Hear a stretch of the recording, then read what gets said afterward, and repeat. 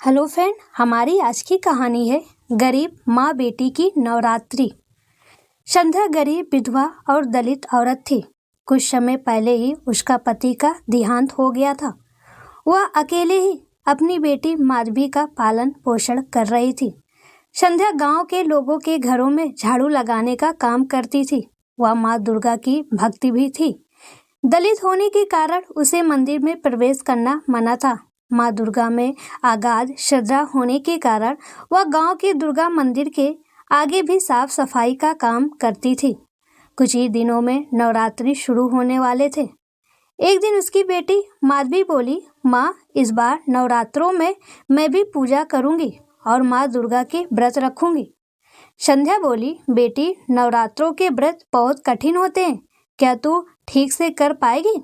माधवी बोली, हाँ, मैंने सोच लिया है। तो संध्या ने कहा, ठीक है, मैं भी तेरे साथ इस बार व्रत रखूंगी। इस तरह दोनों माँ बेटी ने व्रत करने की तैयारी शुरू कर दी। संध्या ने इधर उधर से कुछ पैसा का इंतजाम करके पूजा का सामान खरीदा। आज नवरात्रि का पहला दिन था। संध्या ने माधवी से पूछा, तुझे भूख तो नहीं लगी है?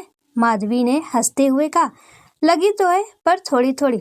दोनों माँ बेटी माँ दुर्गा को फूल अर्पित करने के लिए मंदिर जाती हैं। इन फूलों के सिवाय माँ दुर्गा को अर्पण करने के लिए उनके पास कुछ नहीं था। मंदिर में प्रवेश करने पर पुजारी जी मंदिर के द्वार पर ही रोककर बोला कि तुम माँ बेटी कहाँ अंदर जा रही हो? तुम्हें पता नहीं है कि तुम्हारी जाति वालों को मंदिर में जाना मना है? संध्या बोली, पुजारी जी, दुर्गा माता के लिए तो अपने सभी बच्चे एक समान होते हैं, फिर माता के मंदिर में आप हमारे साथ ऐसा भेदभाव क्यों कर रहे हैं? हमारा ही प्रवेश मंदिर में वर्जित क्यों है? पुजारी बोला, हमारी बराबरी करने वाली तुम होती कौन हो? सदियों पुरानी रीत बदलने वाली तुम अपनी जात कैसे भूल गई? संध्या बोली, पुजारी जी, कृपया मेरी बेटी को माँ दुर्गा के दर्शन करके फूल चढ़ाने दीजिए। पुजारी बोला, अब तुम अपनी बेटी के मुंह में हमारा धर्म भ्रष्ट करोगी? चुपचाप यहाँ से निकल जाओ। इसके बाद पुजारी ने लोगों से कहा, देखो भाइयों, यह अछूत औरत होकर मंदिर में माँ दुर्गा के दर्शन करने आ गई है। इसे यहाँ से भगाओ, नहीं तो यह देवी माँ के मंदिर को भ्रष्ट कर देगी। पुजारी की बात मानकर बाहर खड़े लोग उन्हें भगाते हैं, लेकिन इसी बीच उन सब से नजर बचाकर माधवी चुपचाप मंदिर के द्वार से ही माँ दुर्गा को फूल चढ़ा देती। माँ दुर्गा के दर्शन न होने के कारण माँ बेटी भारी मन से वापस लौट आते हैं। अगली सुबह जब पुजारी मंदिर के द्वार खोलता है तो यह देखकर हैरान हो जाता है कि कल की चढ़ाई सारे फूल मुरझा गए हैं, मगर द्वार के पास पड़े फूल अभी भी ताजे हैं। यह देखकर पंडित जी आश्चर्य में पड़ जाता है। वह सोचता है कि मंदिर तो मैंने अभी अभी खोला है, यह कल के चढ़ाए हुए फूल किस भक्त के हैं जिसमें अभी भी ताजगी बाकी है। थोड़ी देर में यह बात सारे गांव में फैल जाती है। सभी अपने आप को माता का भक्त साबित करना शुरू कर देते हैं। सभी एक दूसरे को बता रहे थे कि फूल उनके द्वारा चढ़ाए गए हैं। इन सब से बेखबर संध्या और माधवी दोनों सच्चे मन से माता की भक्ति में मगन थी। इसी तरह दिन बीतते गए और महाअष्टमी आ गई। संध्या और माधवी ने माँ दुर्गा को भोग लगाने के लिए थोड़ी सी चने, पूरी और हलवा बनाया था। इस भोग सामग्री को संध्या ने बहुत ही मेहनत से इकट्ठा किया था। संध्या कहती है, माधवी, आ जाओ, व्रत का पारण का समय हो गया है।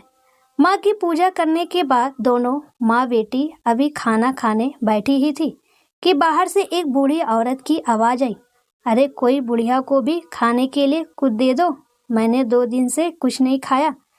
माधवी और उसकी माँ बाहर देखती है कि घर के बाहर एक बेहद कमजोर और बूढ़ी औरत एक लाठी का सहारा लेकर खड़ी थी।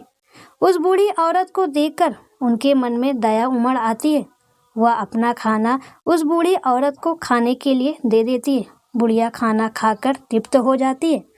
वह उनको छोटी सी पोटली देते हुए कहती है कि इसे अपने पूजा के स्थान पर रख दो और इसे विजयदशमी के दिन खोलना।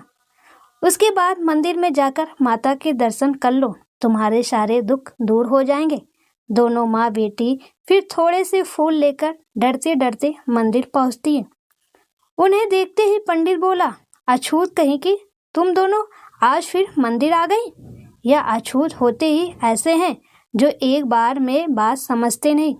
संध्या ने कहा, पुजारी जी, माता ने हमें मंदिर में पूजा करने से कभी मना नहीं किया। आप जैसे धर्म के ठेकेदार ही हमें मंदिर में प्रवेश करने से रोकते हैं। मुझे बस इतना पता है कि माता के दरबार में सब बराबर होते हैं, बाकी नज़रों में कोई भी छोटा बड़ा नहीं होता, इसलिए हमें भी माता की पूजा दर्शन करने दीजिए। पंडित बोला, अब तुम मुझे पंडिताई का पाठ भी पढ़ाओगे? और वह मंदिर में आए हुए लोगों की ओर देखकर कहता है, अरे भाइयों, देखो यह अछूत फिर से मंदिर में घुसने आ गई है। इससे पहले कि यह देवी के मंदिर को दूषित करे, उससे पहले इस अछूत को निकाल बाहर करो। सारे लोग उन्हें वहां से खदेड़ने लगते हैं जैसे वो कोई जानवर हो। इस भाग दौड़ में माधवी के हाथ से फूल मंदिर के प्रांगण में गिर जाते हैं। अगले दिन जब लोग मंदिर में जाते हैं तो वह देखते हैं कि माधवी के गिरे हुए फूल अभी भी ताज़ा है। पंडित बोला, लगता है ये माँ बेटी दोनों डायन जादूगरनी है। उन्होंने ही मंदिर पर जादू किया हुआ है। भाइयों, उन्हें पकड़कर यहाँ लाना होगा। उनका फैसला यहाँ देवी माँ के सामने होगा। लोग दोनों माँ बेटी को पकड़कर मंदिर में लाते हैं। पंडित बोला, सच सच बताओ, तुम लोगों ने यहाँ क्या जादू कर रखा है? हम यहाँ इतनी भक्ति से माँ की पूजा करते हैं, फिर भी हमारे फूल तो मुरझा जाते हैं। और तुम अछूत जात की औरतें जो मंदिर में प्रवेश करने के लायक भी नहीं हो, उनके फूल कैसे ताजे रहते हैं? संध्या बोली, पुजारी जी, हमने कुछ नहीं किया है, हम कोई जादूगर नहीं है। तभी दूसरे लोग कहने लगते हैं कि ऐसे मुंह नहीं खोलेगी, और सारे लोग उन्हें पीटना शुरू कर देते हैं। बेचारी संध्या वहां गिर जाती है और माधवी दौड़कर अपनी माँ से लिपट जाती है। तभी वहां अचानक से तेज आंधी चलने लगती है। सारे सजावट भरे पंडाल उजड़ जाते हैं। इसके बाद आगे का दृश्य देखकर लोगों की आंखें फटी रह जाती है। उनके सामने साक्षात दुर्गा प्रकट होती हैं। वहां उपस्थित पुजारी और सभी लोग माँ दुर्गा को सामने झुक जाते हैं।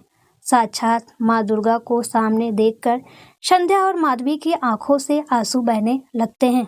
दुर्गा माँ कहती है कि मेरा भक्त वही है जो सच्चे मन से पूजा करे। तुम लोग क्या सोचते हो कि भक्ति सिर्फ सजावट से और पंडाल से ही होती है? भक्ति सीखनी है तो मेरी इस भक्ति से सीखो। इसकी भक्ति का ही प्रताप था कि इसकी प्रेम से खिलाई गई 2 पूड़ियाँ से ही मैं तृप्त हो गई। दुर्गा माँ की आवाज़ सुनकर संध्या और माधवी के आश्चर्य का कोई ठिकाना न रहा। दोनों माँ बेटी समझ चुकी थी कि उस बुढ़िया के भेष में स्वयं माँ दुर्गा थी। फिर संध्या माँ के सामने प्रणाम कर कहती है कि हे ममतामयी दयालु माँ, हम सब आपके बच्चे हैं। मैं इन सब की तरफ से आपसे क्षमा मांगती हूँ। हमारे पापों को क्षमा करें और हमें अपने चरणों में शरण दो। पुजारी को अपनी गलती का एहसास होता है और वह कहता है, माँ, हमसे बहुत बड़ा अपराध हो गया, हमें माफ़ कर दो। मैंने संध्या और माधवी जैसे कई भक्तों को इस मंदिर में आने से रोककर बहुत बड़ा अपराध किया है। सभी की इस प्रकार माफ़ी मांगने से देवी माँ का गुस्सा शांत हो जाता है। इसके साथ ही आंधी थम जाती है। बुझे हुए दिए फिर से जलने लगते हैं। माँ दुर्गा कहती है कि आज माधवी और संध्या की भक्ति से प्रसन्न होकर गांव को सुख समृद्धि और धन्य धान्य से भरपूर होने का आशीर्वाद देती हूँ। इतना कहकर माँ दुर्गा वहां से अंतर ध्यान हो जाती है। सारे गांव वाले माधवी और संध्या से माफ़ी मांगते हैं। उस दिन के बाद किसी का भी, चाहे छोटी जाति का हो चाहे बड़ी जाति का, मंदिर में प्रवेश वर्जित नहीं रहा। आज विजयदशमी थी। उस बुढ़िया जो कि स्वयं माँ का रूप थी के कहे अनुसार जब संध्या और माधवी ने पोटली खोली तो उसमें से बहुत सारे हीरे जवाहरात और मणिक निकले। यह देखकर दोनों की आंखों से आंसू आ गया और मन दुर्गा माँ के प्रति श्रद्धा से भर गया। उस दिन से उनके जीवन में कोई कमी नहीं रही। दोस्तों, मैं आशा करती हूँ कि आपके जीवन में भी इस नवरात्रि से कोई भी कमी ना रहे और आप सब लोग हमेशा खुश रहें। और हाँ दोस्तों, कमेंट में जय माता लिखना ना भूलें।